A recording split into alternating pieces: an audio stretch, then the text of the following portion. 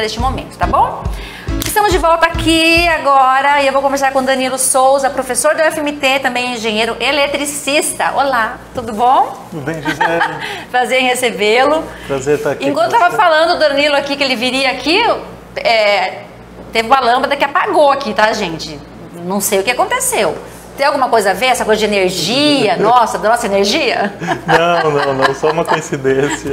Deveria acender as lâmpadas. É verdade, mas vieram, já tudo bem. Mas enquanto eu falava, eu vi que apagou tudo. Mas tá tudo certo. E a gente vai falar agora sobre os acidentes de origem elétrica. É isso, né, Danilo? São vários. E aí eu citei aqui 3 tipos que você havia dito pra mim. Os choques, os incêndios e os raios, temidos raios, né, que a gente tem medo, e aí até comentei com você, meu Deus, piscina a gente não vai quando chove, medo de raio, e banho de chuva, criançada, tem algumas crianças que nunca tomaram banho de chuva por conta disso, né, porque antigamente a gente tomava muito banho de chuva, ninguém me falava, eu tomei muito banho de chuva na minha infância, ninguém me falava cuidado, porque é perigoso. Hoje a gente tem mais informação, né, na verdade é isso. Sim, os acidentes de origem elétrica, infelizmente, são muito comuns, né. Então, o Brasil é um dos países que, proporcionalmente, a população que tem os acidentes de origem elétrica está entre os países que mais ocorrem acidentes de origem elétrica. E acho que muito bem você pontuou, a gente consegue, podem existir mais, existem mais, mas dividir em 3 tipos é correto, né? Os choques elétricos são o que a gente mais imagina, uma pessoa vítima de corrente elétrica que circula no corpo e, enfim, ela pode degradar, ela pode ferir e levar até a óbito. Os incêndios de origem elétrica são bastante comuns também, aliás, de modo geral, até mesmo quando não sabe a origem de um incêndio, eu sempre falo, olha, é um curto-circuito nas instalações. Não por acaso, porque uma das fontes de calor normalmente é curto-circuito. Claro que existem materiais combustíveis e outros elementos, mas os incêndios de origem elétrica, os curtos-circuitos e outras falhas, eles são bastante comuns, principalmente numa época do ano aí mais quente, né? E por último, você disse os raios, as descargas atmosféricas, os raios são bastante comuns. O Brasil é o país que mais tem raios no mundo, pela sua extensão territorial. Então, é uma área muito grande, tropical, o maior país em área tropical do mundo. E por isso também nós temos muitas vítimas, tem anos em que a quantidade de vítimas ultrapassa 100 pessoas mortas diretamente por descargas atmosféricas. Isso varia, não é? Mas isso está bem ligado ao tempo das chuvas, estão ao começo e ao final do ano. As descargas atmosféricas vitimizam muitas pessoas no Brasil, você estava falando em relação à seca e à chuva, né? Eu falei, você dá muita entrevista para falar sobre essa questão dos acidentes, né? Você disse que existe aí o período de chuva, que a água tem tudo a ver caminha junto, né, com esses acidentes, e aí depois vem o período de seca, onde vem a questão aí dos incêndios, né? Isso é uma coincidência, porque no caso das descargas atmosféricas, no caso brasileiro, estão muito relacionadas ao período das águas. Então, o período das águas no Brasil é ali no chuvas de verão, que nós falamos ali mais ou menos no final do ano, e o início do ano subsequente. Então, se nós botássemos os 12 meses em uma curva, veríamos ter um vale ali no meio do ano, que é o período das secas, né? Então, essas mortes por descargas atmosféricas estão concentradas, infelizmente, bem no período das chuvas. Então é um período que tem que se tomar mais cuidado, né? Já no caso de choque elétrico, você tem um leve aumento também no período das águas, acho que, porque está muito... a água, e é um cuidado até que a gente tem que tomar, ela facilita a ocorrência de choque elétrico, porque a água não é pura, então pode ter resíduo que deixe ela mais condutiva e facilite isso, tanto nas residências internas, onde o choque muito ocorre. Nós tivemos um percentual, mais de 20% dos choques elétricos nos últimos anos foram dentro das residências, até porque houve a pandemia, as pessoas ficaram mais tempo dentro da residência, mas até externamente também, no período das chuvas aumenta, você tem acidente de trânsito, a nossa rede de distribuição ela é aérea, então em algum choque de veículo ela pode vir ao solo, podem ter vítimas e no período das águas ela aumenta. Já no período da seca, por exemplo, o caso de Cuiabá é bastante típico porque é bastante quente. Então os circuitos dos ar-condicionados ficam bastante carregados e muitas das vezes esse circuito, porque o ar-condicionado funciona por um longo período de tempo, ficam em sobrecarga e sem dar a devida manutenção eles podem originar um incêndio, um curto-circuito. Então, por isso, os acidentes de origem elétrica eles são distribuídos ao longo do ano por diferentes causas. Danilo, quais os principais cuidados que nós temos que ter? Eu aqui, o pessoal que tem em casa, né, passar isso para os filhos também, para a família toda, para os vizinhos, levar informação. A gente sabe que essa questão da chuva é realmente isso? Você não pode evitar ir para a água, evitar tomar banho de chuva, evitar a piscina? Isso, quando está chovendo? Tá. Nós podemos separar, podemos falar dos usuários residenciais e quais são os cuidados, e aí dessa questão das chuvas e dos raios. Começando pelo final, das chuvas e dos raios. É bastante recomendado que na formação de... Hoje existem equipamentos já para isso. Tem áreas em que você tem, imagine, por exemplo, um estádio de futebol. Né? Nós até fizemos um projeto na universidade, um estudante propôs uma proteção, um alerta de tempestade elétrica, que é o seguinte: imagine que você está num estádio, tem muita gente, vai começar a chover no estádio, né? Vai começar a chover nas redondezas, então vai se aproximar uma nuvem carregada, ou vai se formar uma nuvem carregada sobre o estádio. Então, para tomar a decisão de sair ou não, claro que você não vai ter isso numa casa, na sua piscina, mas existe um equipamento, o SAT, o sensor de tempestade elétrica, que ele identifica quando o campo elétrico começa a ficar, digamos, perigoso. E pode emitir um aviso sonoro para a autoridade tomar a decisão. Então, por exemplo, nós fizemos um estudo aqui para a Arena Pantanal. Então, seriam instalados 2 sensores, por exemplo, e em um determinado período, quando o campo elétrico ficasse muito intenso, você poderia avisar: olha, vamos parar o jogo e vamos tirar parte da plateia que está numa área descoberta para a parte coberta do estádio, para evitar um acidente com descarga atmosférica. Né? Na residência é mais difícil, porque é um equipamento um pouco mais caro. No estádio, claro que ele se paga, mas dentro de uma residência não. Então, muito boa a sua dica. Talvez, é até romântico, né? A chuva, as crianças gostam. Mas, verdade. De fato, você pode ter uma nuvem não só carregada, mas carregada eletricamente também, e uma descarga atmosférica podem vitimar diversas pessoas. Só para ter ideia, Gisele, nós vamos ter um evento em São Paulo agora na USP, dia 28 e dia 29, vou aproveitar para falar aqui. Sim, aproveita. Que está bem ligado à sua pergunta. É o ILSD, é o Dia Internacional de Combate aos Acidentes por Descarga Atmosférica. E por que esse dia, né? Dia 28 de junho? Porque na África, uns 11, 12 anos atrás, uma descarga atmosférica em uma escola vitimou 11 crianças. Então, por isso, em todo mundo se organiza isso. Em alguns países que tem... Aqui no Brasil nós temos um grupo organizado e dia 28 nós vamos discutir sobre isso lá na USP. Então, sua pergunta é muito pertinente, porque é bastante perigoso. Em relação à piscina? Em relação à piscina... Porque, vem cá, que é gostoso tomar banho de piscina quando está chovendo, é muito gostoso, né? Sim. Então, no caso boa demais. Mas a primeira coisa que você fala: sai da piscina, guri! Sai da piscina, menina! Olha, cuidado do raio, enfim. Ninguém fica na piscina quando chove também, né?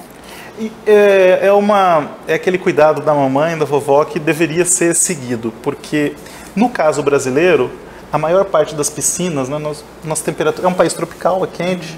Isso não ocorre no Atlântico Norte, por exemplo, que são regiões mais frias, mas as piscinas aqui são bem expostas, né? São geralmente ao ar livre. E geralmente próximo da piscina, às vezes você tem árvore, e é uma região aberta. Então, na formação da tempestade, então não é só quando está chovendo, a ideia é que fosse antes, porque as descargas atmosféricas, elas ocorrem também antes da chuva. Então, numa região que ainda não está chovendo e a nuvem carregada está se aproximando, você pode ter uma descarga. Então já sai da piscina nesse momento, né? A ideia é porque você está numa área aberta, exposta, e com captores em volta. Normalmente você tem algumas árvores ali, e pode se tornar perigoso estar nessa região. Se você tivesse, por exemplo, numa edificação em que a piscina é completamente coberta, dentro de um prédio com a devida proteção, não haveria esse problema. Né? Mas no nosso caso é muito convencional, a piscina está em área aberta, a gente quer aproveitar um pouco o sol. Claro. Então essa recomendação é válida, sim. Então, até perguntei para você antes de começar o programa, qual é o lugar mais seguro para a gente ficar na hora daquela chuva intensa, com raios, trovões, enfim, a gente fica com medo. Eu já cheguei a parar o meu carro debaixo de uma árvore achando que eu estava super segura. E aí não é bem assim que funciona não, né? Não, uma árvore é um local em que se deve evitar no período de chuva. Tem diversos registros de acidente, inclusive, porque a árvore ela vira um captor natural, ela se transforma em um captor natural para a descarga atmosférica. Então, evitar ficar embaixo ou próximo de árvores. O carro é relativamente seguro, não pela borracha dos pneus que isola, mas porque você está dentro de uma estrutura metálica. Então, ele é muito mais seguro do que fora dele. O ideal seria estar dentro de uma edificação com sistema de proteção, que é obrigatório que as edificações maiores, dependendo do gerenciamento de risco a ser feito, tenham um sistema de proteção. E aí sim você está muito mais segura, tanto das descargas diretas, que podem atingir a edificação, atingir diretamente uma pessoa, um equipamento, como também as descargas, um projeto bem executado deve proteger daquelas que entram. Porque a descarga ela pode entrar por uma linha elétrica, por um cabo elétrico, por um cabo de comunicação, por uma rede de água, por uma rede de gás. Então existem outros mecanismos de proteção que protegem o usuário não só das descargas diretas ao edifício, que podem causar algum dano, né, como as descargas que podem entrar na edificação. Você falou de cabo de comunicação, eu pensei já no celular, né, no carregador, que é um cabo. Enfim, quando a gente coloca para carregar também, quando o tempo está bem ruim, né, chuvoso, você coloca para carregar um celular, você pode conversar enquanto ele está ligado, a melhor coisa é você deixar ele lá carregando, ou nem uma coisa nem outra, não carrega e nem fica o celular na mão. Ah, legal, legal. É até interessante separar as coisas, então muito boa pergunta. Nós tivemos recentemente alguns problemas com explosão de bateria de celular, que é uma bateria de lítio, ele não pode entrar em contato com ar. Mas são mais raros esses casos, as baterias celulares são equipamentos considerados seguros. Eles são equipamentos, no que se refere a choque, seguros porque eles operam com uma tensão muito baixa. Entretanto, ao alimentar diretamente a tomada, essa é uma preocupação, inclusive, da Bracopel, da Associação Brasileira para a Conscientização dos Perigos da Eletricidade, que eu milito na associação, também você já entrevistou os colegas que atuam na associação. Sim. É uma preocupação do nosso presidente, o Edson Martinho, e dos outros, que esse tipo de acidente tem aumentado, mas com equipamento conectado. Então, por alguma falha na isolação, por isso é importante utilizar fontes, os conversores originais.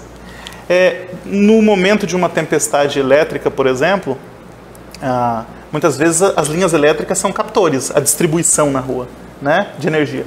E a descarga pode chegar até dentro da residência da pessoa. Se você está conectado na tomada e o celular você está na mão, né? A geladeira, você não está tão próximo, o fogão você não está tão próximo. O celular você está com ele na mão. Então pode ser que a descarga possa chegar até os pontos de tomada, e o celular é um equipamento de baixa isolação, então você pode ser vítima de choque elétrico por uma descarga atmosférica que veio pela linha elétrica, porque você estava... Então é recomendado o quê? Não utilizar o celular conectado à tomada. Então eu recomendaria não utilizar.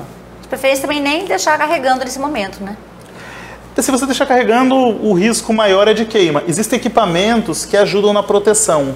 Os dispositivos de proteção contra surtos de tensão, eles ajudam. Porque veja, Gisele, é impraticável, é muito difícil você ir lá e tirar todos os equipamentos da tomada quando uma nuvem carregada se aproxima. Não vai fazer isso, né? É impraticável. Você vai lá e desliga o disjuntor, então isola. E nem você deseja ficar completamente desconectada nesse período. Então, existem dispositivos para proteger, são chamados DPS, que você... com um devido projeto bem elaborado, você protege os equipamentos. Nos quadros você instala esse equipamento, e para equipamentos sensíveis no ponto de tomada. Então, tem equipamentos, por exemplo, imagine um data center, você não pode desligar os computadores. Sim. Então, esses locais têm que ser protegidos, mas dentro da residência também há dispositivos que você pode instalar nos quadros. Então, se você puder não carregar o celular, ótimo. Mas se você for carregar, que tem esses dispositivos instalados no quadro de distribuição dos apartamentos, e que assim você evita a queima de equipamentos, que é muito comum. No período das chuvas, claro, né, a solicitação de ressarcimento nas concessionárias aumenta muito pela queima de equipamento. É importante também falar isso, porque as crianças hoje estão bastante viciadinhas no celular, né? E às vezes não dá nem tempo de carregar, então elas ficam conectadas aqui e carregando, sentadinhas perto da tomada e ali ou jogando, enfim, assistindo alguma coisa. As crianças fazem muito isso, eu vejo muito isso. Então, no período de chuva, no momento da chuva, né, quem está ali cuidando dessa criança, o responsável, mãe e pai, não deixar que isso... que a criança fique conectada, né? Se possível, igual você disse, evitar até mesmo em período das chuvas, no momento de uma nuvem carregada, se for visível, não carregar o equipamento. Exatamente. E usar conversores originais, as fontes, é importante isso. Usar as fontes compradas no mercado paralelo têm uma série de proteções a menos que facilitam com que ocorra um sinistro, um acidente nessas condições que você coloca. Então, eu original, né? Isso, essa dica é importante para o seu telespectador. Falando em criança, a gente também fala muito sobre as tomadas dentro de casa. A gente não pode deixar de falar aqui nessa entrevista, porque é algo assim que já vem de muito tempo. Ai, cuidado com a criança, pôr o dedo na tomada, aí começa a comprar aqueles protetores, enfim. Isso ainda acontece? Ainda é preciso colocar protetor? As tomadas hoje elas estão diferentes? Sim, existem diversos acidentes com criança nas proximidades das tomadas por diversos motivos. Problemas na instalação elétrica, você tem condutores desencapados, pontos de tomada sem o devido espelho de proteção, uma instalação mal executada. E inclusive no anuário de acidente de origem elétrica da Bracopel demonstrou, dentre os mortos por choque elétrico, um número substancial foram crianças de 0 a 4 anos. Então, nós até discutimos isso, porque tiveram muitos sinistros com crianças e idosos, né? Então a criança não tem ainda aquela sensibilidade, o idoso tem uma dificuldade às vezes de locomoção e a criança não pode tomar decisão. Então, no caso dos pontos de tomada, o protetor ele ajuda, é muito comum nessas lojas de multi-objetos ou na internet mesmo, comprar loja de materiais para construção, o protetor que isola mecanicamente o ponto de tomada. Mas esse novo ponto de tomada, o novo padrão brasileiro de plugs e tomadas, ele é bastante interessante nesse sentido, porque os novos plugs, se você observar, em muitos dos casos ele não é todo metálico, tem uma parte isolante que evita que você ao conectar tenha acesso à massa metálica. Então diminui o choque elétrico na conexão. Ele também tem um poço que é mais profundo do que os pontos anteriores, que basicamente não eram normatizados. Era lisinho, né? Então agora ficava mais fácil de você, ao conectar, você ser submetido ao choque elétrico. E até às vezes, em alguns casos de extensão, possibilitava energizar só um lado e o outro ficar fora. Dependendo do caso, você pode ser submetido ao choque elétrico. Então houve avanços, né? Mas dentro das residências, tomar muito cuidado com as extensões. Existem algumas padronizadas que podem ser utilizadas para equipamentos eletrônicos, mas aqueles T's, conhecido como Benjamin, aqueles são um grande risco, então evitar isso. Então, Danilo, você trouxe algumas imagens para nós, eu não sei se está dentro do que a gente já conversou, mas enfim, vale lembrar, então, tem fotos e aí você coloca na tela para o Danilo poder explicar um pouco para a gente a respeito. Tem foto aí, né, meninos?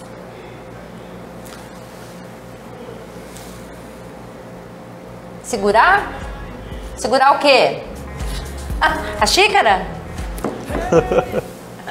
Bom, enquanto vocês não arrumam aí, nós comentávamos também, a Rosana até comentou lá na recepção, sobre essas cenas de filme, na banheira, né? Onde o ventilador cai e a pessoa morre, em contato com o secador de cabelo. Isso é real? Vamos falar da banheira do secador de cabelo. O secador de cabelo começar por isso, porque é bastante perigoso, dependendo da forma do uso. Então, o secador, se nós olharmos, o secador de cabelo ele não tem aqueles 3 pinos, ele tem só 2. É um equipamento que nós chamamos de dupla isolação. Então, ele é duplamente isolado. Não usa adaptador. Não, por favor, esse é um dos erros grandes. Que bom que você tocou nesse assunto. Peraí, eu uso. Não. Os adaptadores. Adaptador? Não, por favor, vamos tirar os adaptadores. Gente, mas eu tô olhando aqui a tomada de 3, né? De 3 furinhos. O meu, que é de 2, ele é mais grosso. Então não entra. Eu preciso de um adaptador para colocar. Isso, você vai ter que alterar isso na sua residência. Porque o que acontece? Ele provavelmente é ligado em 127 volts, talvez ele não seja 220, e a corrente é mais alta.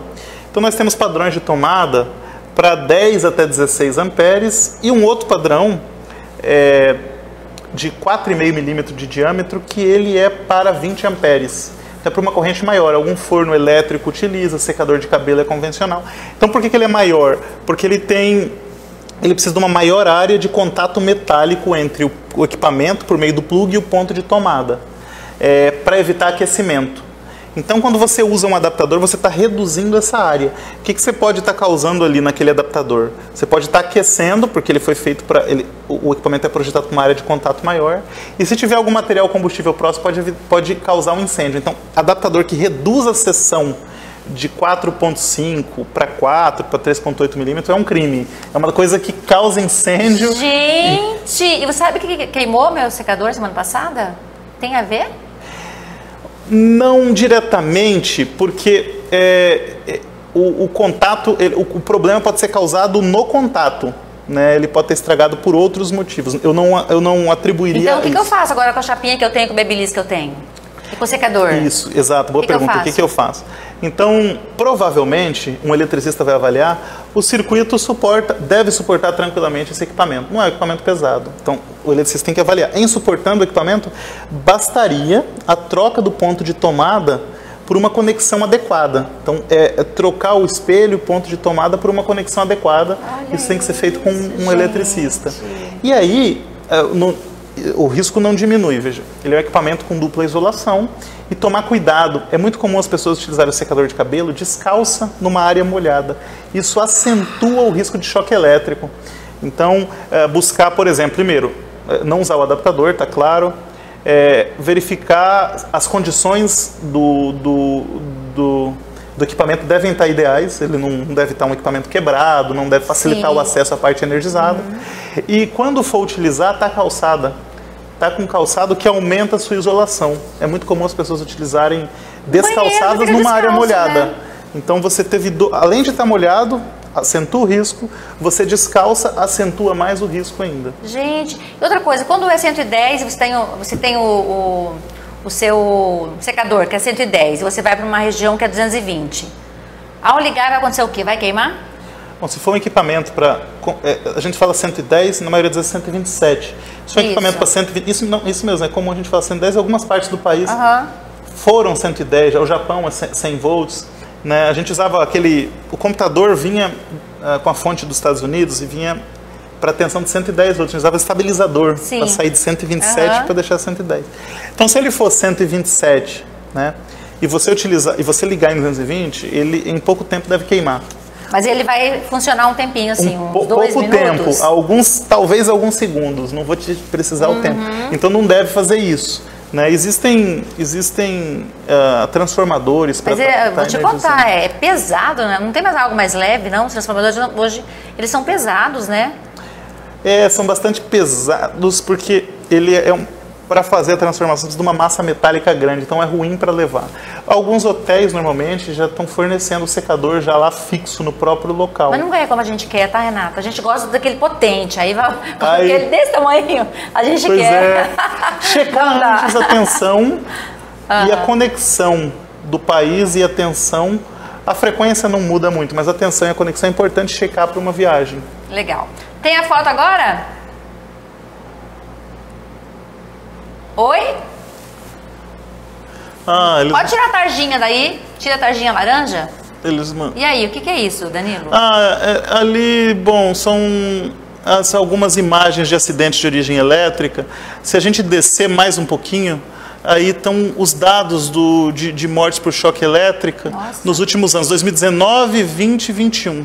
Olha só, esse ranking é muito infeliz. Mas se a gente analisar a taxa, e isso é importante para o telespectador, que para tudo não importa o número absoluto, o que importa é a taxa. Quer dizer, quantas pessoas sofrem de morte, quantas pessoas são mortas violentamente num país. Quer dizer, a quantidade ela importa na taxa. Claro que São Paulo vai ter muito menos do que Mato Grosso, mas isso tem que ser visto proporcionalmente naquela população. Então, se nós olharmos proporcionalmente, Mato Grosso, onde nós estamos aqui, vem subindo. Em 2019 estava no 5º lugar, com a maior taxa de morte por milhão de habitantes. Depois foi para, em 2020, 4º lugar. E agora está no 3º lugar.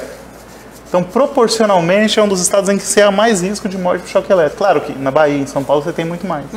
Mas há um risco muito grande. Então, nós temos que melhorar a qualidade das nossas instalações elétricas, preocupar com as normas e evitar esses acidentes. Por isso é importante essa discussão aqui no seu programa para os seus telespectadores. Tem mais alguma coisa para a gente mostrar? Não sei se ele... Bom, ali são os incêndios, imagens de alguns incêndios de origem elétrica, porque você bem pontuou no começo, né, que podem ser choque elétrico, aquelas primeiras imagens nós vimos, as mortes por choque elétrico, os incêndios de origem elétrica e as descargas atmosféricas, né? E basicamente tem a imagem dos equipamentos ali.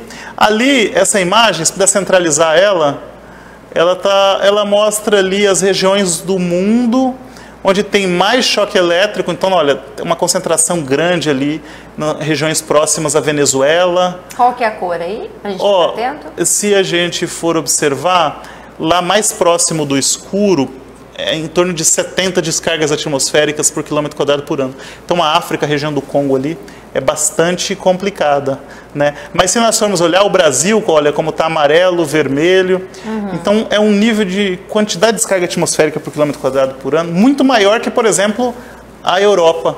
Então, se nós olharmos ali, e é por isso que o Brasil é o país que mais tem descarga atmosférica no mundo. Pode descer para a próxima figura?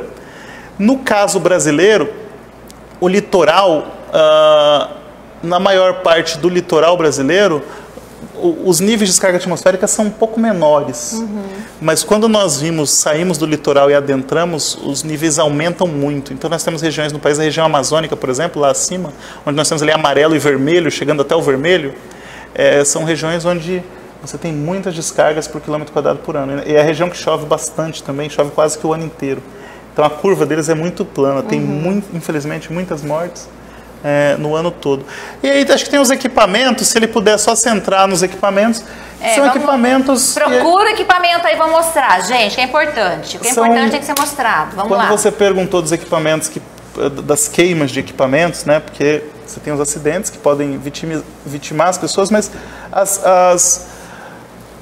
no período da chuva é muito comum solicitações de ressarcimento nas concessionárias. E são equipamentos que podem proteger os outros equipamentos contra as sobretensões, principalmente de origem atmosférica. É muito comum assim. Teve uma chuva e as pessoas falam, nossa, queimou tudo lá em casa. Então, é comum ouvir isso. Então, um bom sistema de aterramento são aqueles condutores em volta da edificação. E alguns equipamentos, ali é um sistema de captação descida, né, ali é para proteger o edifício. Né, estamos perto do equipamento que você quer mostrar? Aí pode descer mais ali a proteção do edifício. Ali são alguns equipamentos, são um pouquinho distorcida a imagem, mas esses são os equipamentos que, alocadas no quadro de distribuição, podem proteger. Então ali é um dispositivo de proteção contra surto, ali o segundo também, e o terceiro, funcionou em cascata, pode ser utilizado no próprio ponto de tomada. Então está ali um dispositivo que ajuda, auxilia na proteção. Você pode evitar a queima dos equipamentos com a instalação desses DPS, dispositivos de proteção contra surto. Com certeza o equipamento custa quanto o equipamento desse? Mais ou menos. Isso depende bastante. Custo-benefício. Não, ele é altamente viável. Uma descarga atmosférica pode queimar todos os equipamentos da residência. É o que a gente acabou de falar aqui, né? Ele pode chegar, por exemplo, a menos de 5% do preço de um computador. Nossa Senhora, vale a pena. Vale a pena dar uma olhada, né? Dar uma conferida e começar a usar para que o mal não aconteça, né? Porque eu já ouvi muita gente mesmo falar assim, nossa, em casa queimou tudo. E isso, quando a pessoa começa a pensar em fazer uma casa, em construir, tem que pensar nisso, no aterramento, né? Então, o ideal sim, porque isso é importante contratar um profissional, né? Isso, engenheiro eletricista, uma engenheira eletricista que possa analisar isso. O sistema de aterramento é importante e todos os equipamentos para proteção. Sim. No caso da proteção de choque, eu acho que é importante só a gente fechar esse ponto. Existe também um equipamento, eu não enviei a imagem dele, mas é o dispositivo diferencial residual. Ele é obrigatório. Então, quando você for comprar um apartamento, por exemplo, na planta e for na entrega de chaves, verificar se tem o DPS, verificar se tem o dispositivo diferencial residual que protege as pessoas contra o choque elétrico. Inclusive, também contra os incêndios de origem elétrica que ocorrem em uma fuga de corrente. E até mesmo, quando a instalação vai envelhecendo, né, os condutores começam a aquecer um pouco mais e você começa, pode ser que tenha fuga. E você começa a medir, o medidor começa a registrar isso como um consumo. Então você tem a sua conta um pouco elevada justamente pelo envelhecimento da instalação. Com o DR, você pode evitar esse tipo de problema. Então são tecnologias que nos ajudam. É isso, gente. Conversei aqui com o Danilo Souza, professor da UFMT, também engenheiro eletricista, e falou pra gente sobre vários acidentes de origem elétrica, principalmente como a gente pode prevenir tudo isso, né? E foi muito importante, gostei muito, espero que vocês aí de casa também tenham gostado. Se pegou pela metade a matéria, não tem problema, à noite vai estar na íntegra, no YouTube e no Facebook também, tá bom? Danilo, muito obrigada, um bom trabalho para você, uma boa semana. Obrigado, Gisele, é sempre um prazer estar contribuindo e trazendo esse tipo de informação. Muito legal. Estou à disposição. Muito obrigada. Daqui a pouco, depois do intervalo, vamos tomar